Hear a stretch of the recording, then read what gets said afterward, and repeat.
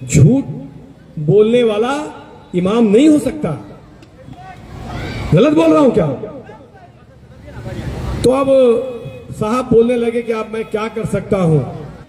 अभी हाल में जब उस केस से उनको राहत मिली तो उन्होंने मुझे फोन करके ये कहा कि शाहनवाज भाई, मंत्री जी को कह दीजिएगा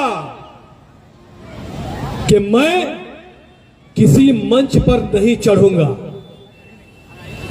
मैं किसी का मंच शेयर नहीं करूंगा। ये उनके शब्द हैं। किनके शब्द हैं? किसी प्रवक्ता के, किसी स्पीकर के नहीं, एक इमाम के शब्द हैं, एक नायबे रसूल के शब्द हैं कि मैं किसी के मंच पर 2024 के चुनाव में नहीं चढ़ूंगा। कल पॉलिटिकल मंच पर वो चढ़े, अपनी बातों को रखा, अपने विचारों को रखा, भाषण भी दिया। क्या नदीम भाई? अब मैं आपसे पूछता हूं, जानते हैं कल जब कुछ हमारे साथी, हमारे एक बाबू हैं, बाबू खान साहब, हमें एक वीडियो भेजा हन्ने भाई, तो वीडियो देखने के बाद खुदा की कसम 4-5 मुफ्ती साहब लोग को हमने फोन लगाया, जमशेदपुर के भी मुफ्ती को, झारखंड के भी मुफ्ती को और झारखंड से बाहर के भी मुफ्ती को फोन लगाया और उनसे सिर्फ यह सवाल किया, एक ही सवाल था कि हजरत, अगर कोई मस्जिद का इमाम अपनी जुबान से झूठ कहे तो क्या उनके पीछे नमाज होगी? मुफ्ती साहब से जो मेरी बात हुई ना, वो रिकॉर्डिंग भी हन्ने भाई हमारे पास है, वो रिकॉर्डिंग भी हमारे पास है। मुफ्ती साहब ने कहा कि शाहनवाज भाई, अगर कोई इमाम झूठ बोले तो उनके पीछे जो नमाज आप अदा कर रहे हैं, आप पर वाजिब हो जाएगा नमाज को दोहराना, आप पर वाजिब हो जाएगा नमाज को दोहराना। मैं अब आपसे पूछना चाहता हूं कि आपने तो अभी 20 दिन पहले कहा था ना कि मैं किसी मंच पर नहीं जाऊंगा। बोल दीजिएगा मंत्री जी को, हमने तो बोल दिया। 1 साल तक मंत्री जी का मैं पीछा लगा रहा कि भैया इमामों का मामला है, भैया इमामों का मामला है। मंत्री जी ने अपना काम किया, लेकिन आप तो अपनी बात से मुकर गए कि इमाम झूठ बोल रहा है और उस इमाम के पीछे नमाज नहीं होगी। ये बहुत बड़ा इल्ज़ाम है, वो भी सियासी मंच से। पहले तो हम पूछते हैं कि आपको अथॉरिटी और हक किसने दिया है? ये कौन से सियासी मंच की बात कर रहे हैं आप? नहीं, मैंने जो वीडियो देखा वो बन्ना गुप्ता का मंच था। क्या इल्जाम है ना? उसमें ये कहा गया है कि वही बताना चाह रहा हूं मैं, थोड़ा सा आप पीछे चले। पूरी बात उन्होंने नहीं कही है ना, अब आप पूरी बात सुने ताकि आपको पूरी सच्चाई आपके सामने हो और समझ में आए बात। देखिए बात क्या है। अभी से तकरीबन 2 साल पहले 2023 में जनवरी, हम लोग चूंकि कौम के लोग हैं, कौम के रहबर हैं अल्हम्दुलिल्लाह, और शरीयत पर, कौम पर, मुसलमानों पर, इस्लाम पर, कुरान पर और हमारे नबी रहमत सल्लल्लाहु अलैहि वसल्लम पर, अल्लाह रसूल पर अगर कोई बात करेगा और बेअदबी करेगा, गुस्ताखी करेगा, तो हम सब कुछ बर्दाश्त कर सकते हैं। हम अल्लाह और रसूल की गुस्ताखी बर्दाश्त नहीं कर सकते। ये हर आदमी सुन ले अच्छी तरह से। तो स्वीडन में कुरान जलाया गया था, आप सबको मालूम होगा। कुरान पे बेहुरमती हुई, गोया के ये मुसलमान के लिए इससे बड़ा सानिहा और क्या हो सकता है कि हमारी कायनात की सबसे मुअज़्ज़म और मुहतशम किताब, वो किताब जो किताब हिदायत है, वो किताब जिसकी ताज़ीम हर कौम के लोग करते हैं, उस किताब को जला दिया गया। हम खामोश बैठे रहे।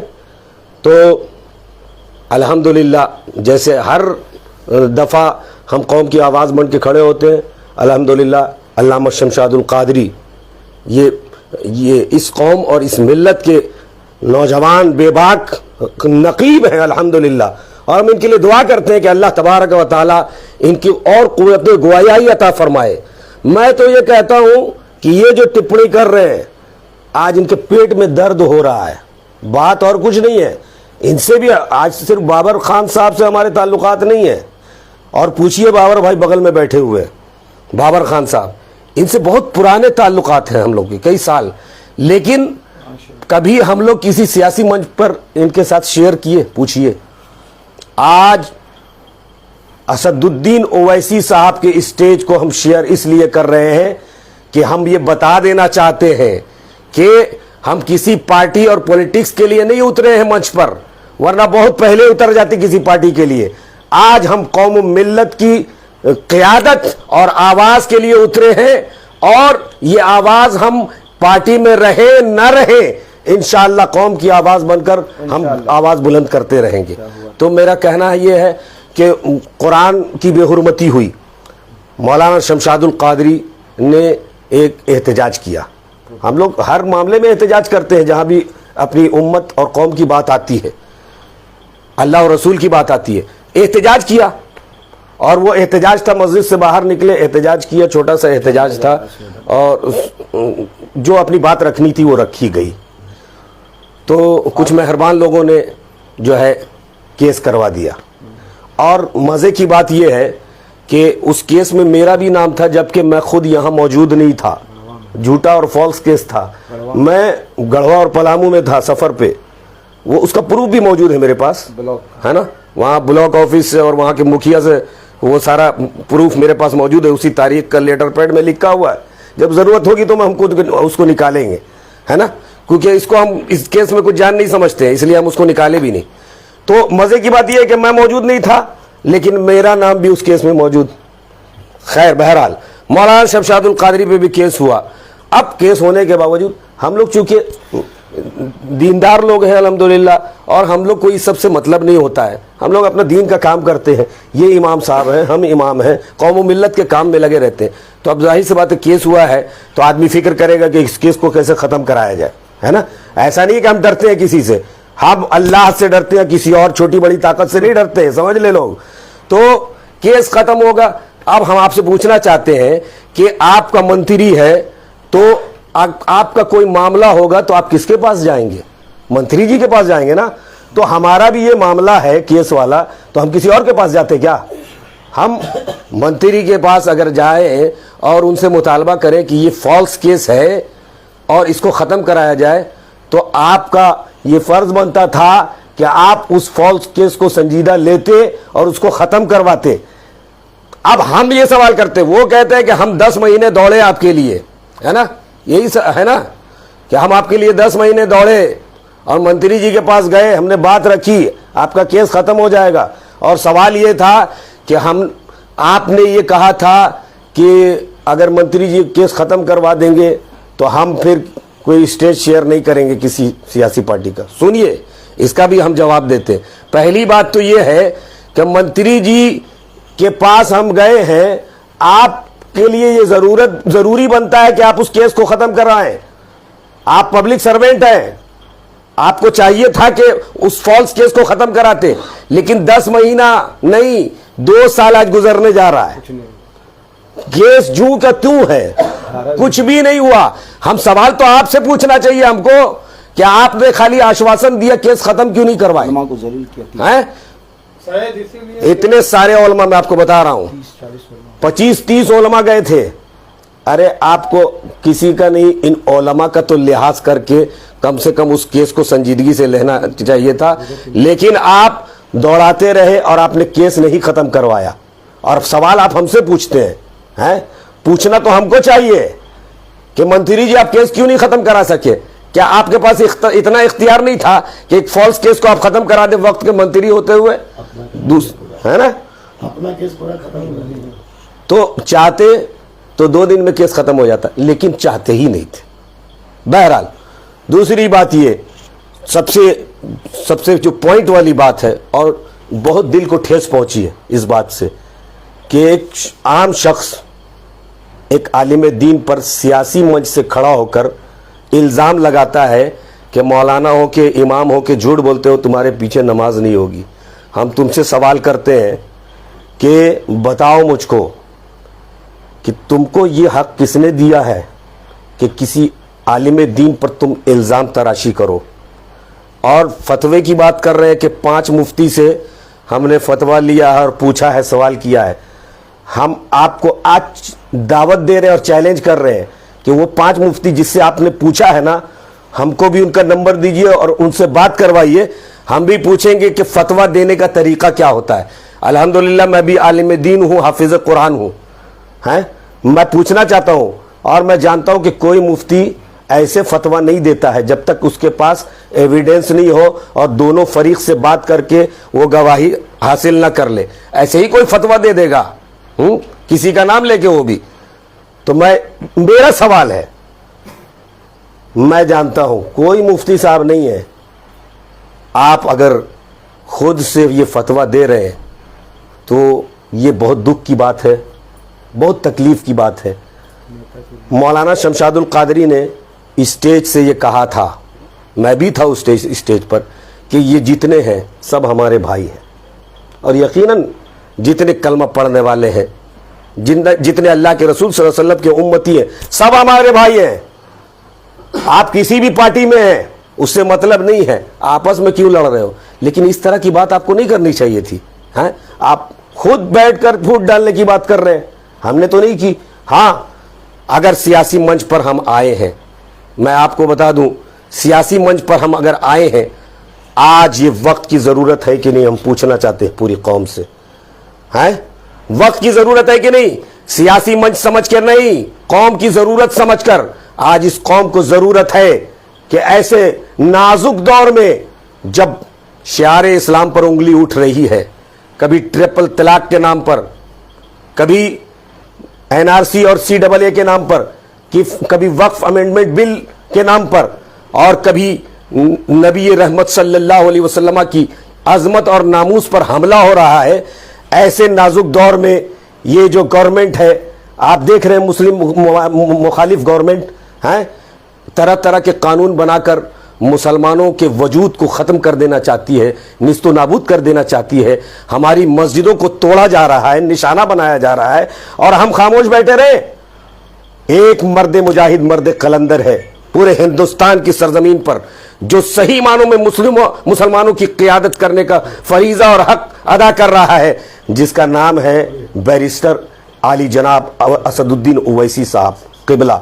मैं कभी नहीं आता सियासत के मंच पर, मैं आपको बता दूं, लेकिन ये अमामा बांध के, ये जुब्बा पहन के मुझे आने की ज़रूरत इसलिए पड़ी कि हमने भी समझा है कि आज इस कौम को मुस्लिम क़ियादत और रहनुमाई की ज़रूरत है। और आज अगर हमारे उलमाए किराम सालिह क़ियादत के लिए अगर मैदान अमल में आते हैं तो यकीनन इनक़िलाब आएगा, यकीनन इनक़िलाब आएगा। तो अगर हमने कौम की ज़रूरत को महसूस करते हुए अगर हम सियासी मंच पर और ऐसे मंच पर जहां आप के मुस्तकबिल के लिए, कौम मिल्लत की भलाई के लिए, इस्लाम के लिए, मुसलमानों के लिए, मस्जिदों के लिए, हमारे हिजाब के लिए, हमारी शरीयत के लिए अगर उसकी हिफाजत और सियानत के लिए आवाज़ उठाई जा रही है, और पार्लियामेंट में एक मर्द कुलंदर अगर CAA के खिलाफ और CAA और NRC पे बनने वाले बिल के खिलाफ अगर बिल को फाड़ने वाला अगर जुर्रतमंद है तो वो असदुद्दीन ओवैसी है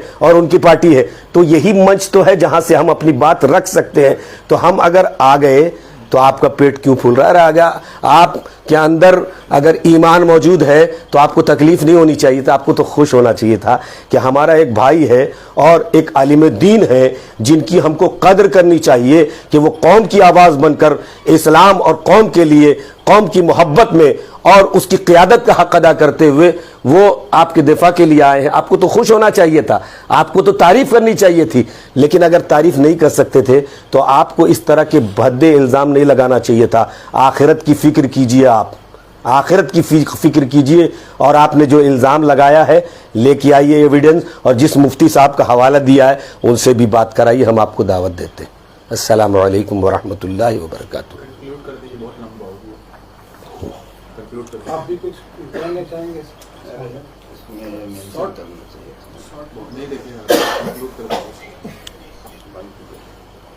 देखिए कितनी देर का हुआ? कितनी देर का हुआ? नहीं जरूरी है उतना सब सुनेगा, छोड़िए ना। सही है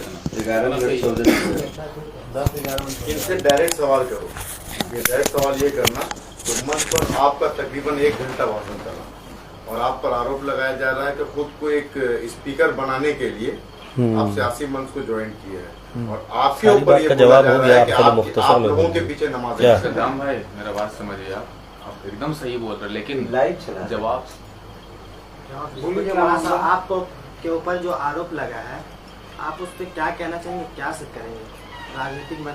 देखिए, ऐसा है कि हम बैरिस्टर जनाब असदुद्दीन अवैसी साहब की विचारधारा से प्रभावित होकर 2019 में ही MIM को ज्वाइन कर लिए थे। सबको पता है, नूर भाई को पता है, रियाज शरीफ साहब के हम शाना बशाना थे और हम लोग पूरे झारखंड में MIM का काम कर रहे थे। जो लोग MIM से जुड़े हुए हैं उन्होंने देखा भी है मुझे, जा बजा में जाके 2019 में प्रचार प्रसार करता था। तो पहली बात ये की गई है कि अपने आप को शो ऑफ करने के लिए और दिल्ली में पार्लियामेंट में जाने के लिए और अपना बड़ा वक्ता बनने के लिए जो है ये साहब सियासी मंच पे आए हैं। तो अल्हम्दुलिल्लाह मुझे जमशेदपुर के लोग जानते हैं और ये भी जानते हैं कि मैं क्या हूँ नहीं हूँ। मुझे वक्ता बनने के लिए किसी सियासी मंच की ज़रूरत नहीं है। जमशेदपुर में जितने प्रदर्शन होते हैं, जितने प्रोटेस्ट होते हैं, NRC, CAA, NPR, mob lynchings, uniform civil code, वक्फ बोर्ड अमेंडमेंट बिल, जितने प्रोटेस्ट होते हैं, एक भी प्रोटेस्ट ऐसा नहीं है जिसमें शमशादुल कादरी अपनी आवाज़ बुलंद करता हुआ नजर आ रहा हो। आप दिखा दीजिए एक भी ऐसा प्रोटेस्ट हो। बाबर भाई साथ में रहते हैं, हम लोग साथ में रहते हैं। तो अल्हम्दुलिल्लाह मेरी तकरीर तो बहुत मुख्तलिफ शहरों में होती है, सिवान में होती है, मेरी तकरीर गरवा पलामू में होती है, कई शहरों में होती है। मुंबई में इमामत कर चुके हैं हम रांची में तकरीर कर चुके हैं, अल्हम्दुलिल्लाह जामिया मिल्लिया में कर चुके हैं हम, और धनबाद में इमामत करते थे। तो हम लोगों को अपने आप को शो ऑफ करना और मुकर्रिर बताना, ये जो है इसकी किसी सियासी मंच की ज़रूरत नहीं है। पूरे झारखंड के लोग जानते हैं कि शमशादुल कादरी बोलता है तो कैसे बोलता है और शमशादुल कादरी की तकरीर कैसी होती है, तो हमें बताने की ज़रूरत नहीं है। मेरे मुख्तदी भी जानते हैं, सारे लोग बैठे हुए हैं। अल्हम्दुलिल्लाह हम टू द पॉइंट अपनी बातों को संविधान के दायरे में रहते हुए अपने मुल्क के लिए, अपने वतन के लिए, अपने कौम के लिए हमेशा उठाते हैं और उठाते रहते हैं और यही मेरी पहचान है। तो ये फाल्स नैरेटिव है कि मुझे जो है इन बड़ा नेता बनना है और बड़ा लीडर बनना है इसलिए हम सियासी मंच को ज्वाइन किए हैं, ये बेतुकी बात है। हम लोग हमेशा से MIM के साथ रहे, 2019 में रहे, ये कोई नया नहीं आया है। तो ये इल्ज़ाम बिल्कुल गलत है।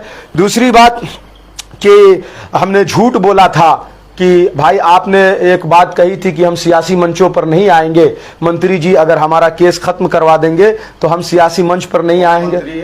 ये जो भी मौजूदा विधायक बन्ना गुप्ता जी हैं, उनका कहना यह था कि अगर वो आपका केस खत्म करवा देंगे तो आप सियासी मंच पर नहीं आएंगे। आपने वादा किया था, तो आप अपने वादा के खिलाफ हो गए, इसका मतलब आपने झूठ बोला है। तो आप एक झूठे आदमी हैं और झूठे इमाम के पीछे नमाज जायज नहीं है।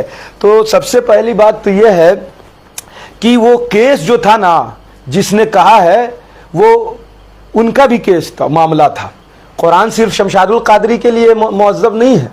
जो साहब एलिगेशन लगा रहे थे उनकी की मुकद्दस किताब भी कुरान है, आपकी भी मुकद्दस किताब भी कुरान है। अगर आपको ये लगता है कि कुरान को जलाने से किसी को तकलीफ हो या ना हो, मुझे लगता है हर कलमा गो को तकलीफ होगी, कोई भी हो। तो जो साहब बोल रहे थे उनको भी तकलीफ हुई होगी। हम उनकी तकलीफ को भी प्रदर्शित करने के लिए, प्रोटेस्ट करने के लिए कि उनको भी तकलीफ हुई होगी, हम एक प्रोटेस्ट कर रहे थे। बर्निंग ऑफ कुरान का इशू था, स्वीडन में कुरान जलाया गया था। छोटा सा एक प्रोटेस्ट था, इजहार जज्बात कर रहे थे, तो उसमें जाली फोकर बोगस केस किया गया जिसमें कोई दम खम नहीं है। चूंकि हम लोगों को मालूम नहीं है कि जाली केस क्या होता है, तो डराया गया कहीं आपको जो है गिरफ्तार नहीं कर लिया जाए। तो हम लोग उलमाए कराम लोगों को ज्यादा केस के बारे में कुछ उतना डिटेल पता नहीं होता है। बाद में पता चला कि वो फालतू केस, ऐसे केस रोजाना होते हैं, जो है रोज रोड जाम करने का इल्जाम लगता है, सरकारी काम में बाधा डालने का इल्जाम लगता है, इससे कुछ होता जोता नहीं, ये फाल्स केस होता है। तो हम लोगों को डराया गया कि चलिए बात कर लीजिए, कहा मखा जो है आप जो है इमाम साहब हैं, आपके छोटे छोटे बच्चे हैं, अगर आप अंदर हो जाइएगा तो फैमिली को और घर वालों को दिक्कत हो जाएगी। तो हम लोगों ने कहा ठीक है, जिस मंत्री को हम लोग भर भर के वोट देते हैं, जिनको हम लोग 2 बार विधायक भी बना चुके हैं, 3 बार वोट दिए, 5 बार वोट दिए हैं, 3 बार वो हारे तो वोट नहीं कटा है, है और 2 बार जीते हैं, तो वोट का जो है सही इस्तेमाल हुआ है। तो उन 5 बार 5 टर्म जिनको मुसलमानों ने वोट दिया है भर के, जिसमें से वो 2 बार जीते हैं, तो कभी हम लोगों ने कुछ उनसे काम तो कराया नहीं है। उलमाए कराम ने कहा कि शमशादुल कादरी को कुछ होता है तो पूरे शहर के उलमाए कराम खड़े हैं। जितनी मस्जिदें, मैं नाम नहीं लूंगा, तमाम बड़ी मस्जिदों के इमाम साहब मेरे साथ थे और सब गए मंत्री जी के पास, कहा कि एक जाली बोगस केस हुआ है। और वो उलमाए कराम थे जिनका हाथ चूमने के लिए लोग लाइन लगाते, जिनका हाथ चूमने के लिए लाइन लगाते हैं, लेकिन उन उलमाए कराम ने ये नहीं देखा कि कोई एक टीका वाला आदमी बैठा हुआ है, उसका अदब एहतराम करना पड़ेगा। उन्होंने सोचा कि चलिए भाई, कोई भी है, एक हुक्मरान है, जैसा भी है, वो हम लोग की कम से कम मुलाकात भी हो जाएगी, इसी बहाने बात भी हो जाएगी और अपने दीगर समस्याओं को भी रख देंगे हम लोग, दीगर जो समाज की समस्याएं उसको भी रख देंगे। तो उनके साथ हम लोग इस मामले को लेके गए थे और बहुत अच्छे बात हुई। उन्होंने बात भी किया एसएसपी प्रशासनिक अधिकारियों से कि भाई ऐसा जाली केस हो गया हमारे इमाम साहब पास, खत्म हो जाना चाहिए। हम लोग आ गए, फोटो वोटो खिंचाने का सेशन हुआ, तो बहरहाल उसके बाद आ गए। आने के बाद ये हुआ कि वक्त गुजरता गया, मैं मसरूफ़ तरीन आदमी हूँ अल्हम्दुलिल्लाह, और मुझे तो खुद फुर्सत नहीं मिलती है, बहुत सारे काम रहते हैं। हम बार बार जाते रहे आ जनाब के पास, कई दफ़ा गए, ये बात सही है, लेकिन वो बार बार कॉल करते थे और आश्वासन ये मिलता था कि केस ख़त्म हो जाएगा, केस ख़त्म हो जाएगा, और बाकी उलमाए किराम सब खामोश आराम से जो है आराम कर रहे थे, ख़त्म हो गया। लेकिन 6 महीना 1 साल बहुत दिन गुजरने के बाद फिर दोबारा उलमा गए, फिर यही उलमाए किराम की लंबी चौड़ी जमात फिर दोबारा उनके पास गई। एसएसपी साहब बदल चुके थे, फिर दूसरे एसपी आ गए थे, फिर उन्होंने फोन किया कि ऐसा हो जाना चाहिए। फिर वक्त गुजरता गया, आज 1 साल 11 महीना हो गया। ये 2023 का वाकया है कि बर्निंग ऑफ कुरान के ऊपर जो हम लोग प्रोटेस्ट कर रहे थे, तो हम लोगों को फंसाया गया जाली केस में, हम लोगों को नामजद किया गया था। 1 साल 11 महीना हो गया है। मैं आपको बताता हूं, मेरे वकील साहब देख रहे हैं, बाद में हम लोगों को कहा गया अरे फालतू केस है, 5 मिनट का कूड़ेदान का केस में कोई दमखम है नहीं है। और ये मजे की बात कि हजरत गढ़वा में प्रोग्राम कर रहे थे, ये पीर साहब हैं, धर्मगुरु हैं बहुत बड़े, इनका प्रोग्राम था, इनका भी नाम डाला गया। हम तो यहाँ थे लेकिन हजरत तो थे भी नहीं, इनका भी नाम डाला गया। तो ये जो है षड्यंत्र रचाया गया, जिनके को भी अल्लाह ताला उनको हिदायत दे, जिन्होंने भी फंसाया हम लोगों को। बहरहाल तो ये वक्त गुजरता गया, आश्वासन मिलता गया, लेकिन हम लोग, चूंकि अखलाकी तकाजा ये है कि कोई आपका काम कर दे तो आप भी उसका काम कीजिए। तो हमने कहा कि भाई MIM में तो हम हैं ही, लेकिन चूंकि मेरा काम हो जाएगा, फिर भी हम बड़ी कुर्बानी ये देंगे कि आज जनाब का ख्याल करते हुए, मेरे लिए एहतराम के काबिल हैं, बड़े भाई हैं, चूंकि मेरे लिए गए तो सही, कम से कम गए तो सही, ये तो मैं उनको मानता हूं, उनको क्रेडिट देता हूं कि वो बेचारे कम से कम सुबह उनके पास लेके गए, उनके इज्जत है मेरी बात मेरे दिल में, वो मेरे को लेके गए। हमने कहा कि चलो इनका मुंह देखते हुए खामोश रहना चाहिए। मंत्री जी का और विधायक जी का उन्होंने तो कुछ किया ही नहीं, 1 साल 11 महीने हो गए, अब तक भी कुछ नहीं हुआ है। हम लोगों ने अपना जो करना है कानूनी प्रोसेस अभी हो रहा है उसमें। तो बहरहाल तो 1 साल 11 महीने फिर भी मैंने कहा कि अगर के काम हो जाता है तो हम नहीं आएंगे, चलिए हटाइए, खामोश रह जाएंगे, ठीक है। उन्हीं का मुंह देखते हुए मेरे बड़े भाई का कि वो चाहते हैं कि मतलब उनका उत्थान हो, जो कदमा वाले साहब है उनका उत्थान हो, बड़ी उनके सपोर्टर हैं। तो कहा कि हम उनको तो छोड़िए, हम इनको जानते हैं, ये मेरे बड़े भाई हैं, इनका मुंह देख के हम नहीं आए। और यही वजह है कि हम इतना दूर दिन इतना प्रोटेस्ट हो रहा था, बाबर भाई हमको बोल रहे थे, हमको हैदराबाद के लोग बोल रहे थे, चूंकि हम MIM में पहले से ही हैं, हमको मुझे किसी शख्स ने कहा कि अगर आप ये भी धमकी दी गई कि अगर आप जाएंगे तो विकास सिंह की तरह आपको भी अंदर करा दिया जाएगा। अब किसने कहा, अब उनको बुलवाया गया, किसने बुलवाया, मैं एलिगेशन नहीं लगा रहा हूं कि फलां साहब ने लगाया, फलां।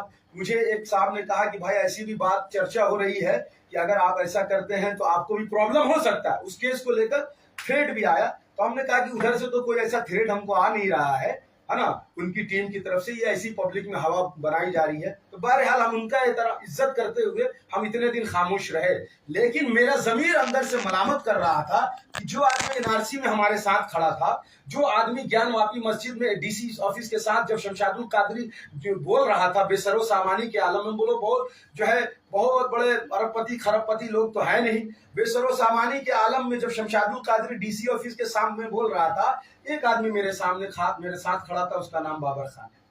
शमशादुल कादरी जब जो है शाहीन बाग गांधी मैदान में बनाया था, हम ही लोग चंदा किए थे। चंदा करके हम ही लोग लगाए थे, उसमें बड़े बड़े शहर के लोगों को हम लोगों ने चंदा किया था, अभी बता दे रहे हैं। बाबर भाई का बैनर यूज हो रहा था, बाबर भाई बेधड़क बेखौफ, क्योंकि बैनर लगाने में भी लोग डर रहे थे कि मेरा बैनर आ जाएगा तो कहीं हम पर भी कुछ कार्रवाई ना हो जाए। इनका बैनर लगता था, हम लोग उसमें, तो मेरा जमीर मलामत करता था कि मेरा भाई जो नामुसे रिसालत पे बोल रहा है, हुजूर की इज्जत पे बोल रहा है, कुरान पे बोल रहा है, ज्ञानवापी पे बोल रहा है, डीसी ऑफिस में प्रदर्शन करके मेरा साथ खड़ा रहता है, ये अखलाक के खिलाफ है कि एक आदमी जो आश्वासन देता रहा, 1 साल 9 महीना आश्वासन देता रहा, 3 बार 2 बार उलमा की बड़ी टीम को दौड़ाता रहा, और उसने केस खत्म कराना तो दूर की बात है, एक धारा भी नहीं हटवाया। तो एक आदमी जिससे हमने कहा था कि भाई अगर हट गया तो हम नहीं आएंगे, जब ये बात हुई नहीं, मेरा केस खत्म होना तो दूर ही की बात है, जब उस पर एक धारा भी नहीं हटा तो हमारी बात कैसे झूठ हो गई? ना आपने मेरा धारा हटवाया, न केस खत्म करवाया। तो जब आपने अपने कमिटमेंट को पूरा ही नहीं किया, बल्कि ऊपर से 1 साल 11 महीने तक हम बेल भी फाइल नहीं किए एंटीसिपेटरी, इनके भरोसे में आकर, तो हमने कहा कि एक आदमी अपनी बात को तो खरा नहीं उतरा। तो मेरा जो ये था, अगर ऐसा होता है, इफ एंड बट समझिए आप, अगर ऐसा होता है कि अगर कोई हमारा काम करता है, केस खत्म करवाता है, तो हमारा अखलाकी और तकाजा यह है कि हम उसके खिलाफ मुहिम, अगरचे उन्होंने कुछ काम नहीं किया, अगरचे उन्होंने स्कूल नहीं बनाया, अगरचे उन्होंने हॉस्पिटल नहीं बनाया, अगरचे वो शास्त्रीय मस्जिद के मामले में नहीं आए, अगरचे वो नामुसे रिसालत पर नहीं बोले, अगरचे यूनिफॉर्म सिविल कोड पर नहीं बोले, फिर भी हमने कहा कि चलिए हम अपने सीने पे पत्थर बांधकर इस बार मजलिस के समर्थन में खुल के नहीं आएंगे। लेकिन जब वो आदमी वादा खिलाफी करता रहा और आश्वासन पर आश्वासन देते रहे, तब मुझे मजबूरी में, क्योंकि उन्होंने अपनी बात पर जो है खरा नहीं उतरे और उन्होंने अपने वादे के खिलाफ वर्जी की, तब हम कहां से झूठे होंगे?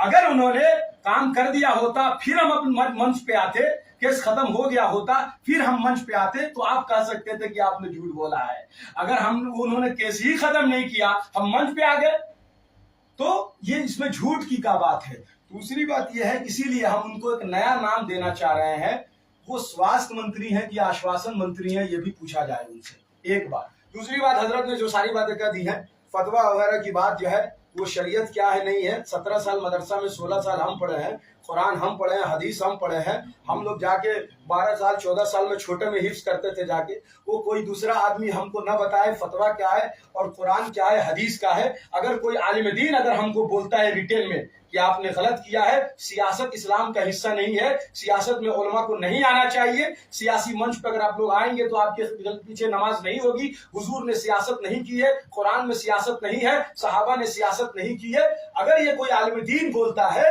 तो यकीनन हम सियासत से अपने आप को दूर कर लेंगे। लेकिन अगर कोई आदमी में सियासी मंच से कोई इस तरह का अगर कोई बात करता है, तो फिर उसका क्या जवाब दिया जा सकता है? ज्यादा हम कुछ इस पर बोलना नहीं चाहेंगे। बाकी जो है, हम ये भी बोलना नहीं चाहते थे, लेकिन तमाम हमारे बहुत चाहने वाले हमारे सद्दाम भाई, दीगर भाई, बाबरार भाई लोग सो नहीं रहे हैं, और इन्होंने कहा कि हजरत आप जवाब जरूर दे दीजिए, आपके मुक्तदी बड़ी गम गुस्से में है, और इस तरह का इतना बड़ा एलिगेशन की नमाज आपके पीछे नहीं होगी, इस तरह का एक आदमी जिक्र कर रहा है, तो मुझे मजबूरी में आके ये देना पड़ रहा है, वरना मैं किसी के खिलाफ नहीं हूँ। सारे जो भी इस पार्टी में है, अभी भी हम लोग नहीं चाहते हैं कि अपने में कोई इस तरह का रिफ्ट और विवाद पैदा हो। वो आप किसी के लिए, अब यही तो हम चाहते हैं कि हम दूसरों के लिए नहीं, जो साहब बोल रहे हैं उनके लिए हम खड़े, समझ रहे हैं? आपस में जो आजाद बस्ती का जो माहौल बनाया गया है, 2 खेमे में लोग बट गए हैं, इसका सिर्फ एक खेमा में आना है कि हमारा खेमा, हमारा दीन, हमारा संविधान, हमारे कम्युनिटी का खेमा होना चाहिए, जिससे हम लोग सब मिलकर इस बात को, अपनी कौम की क़यादत को, लीडरशिप को और कौम के इश्यूज को आगे बढ़ाएं। तो ये चीज मैंने आपके सामने रखी।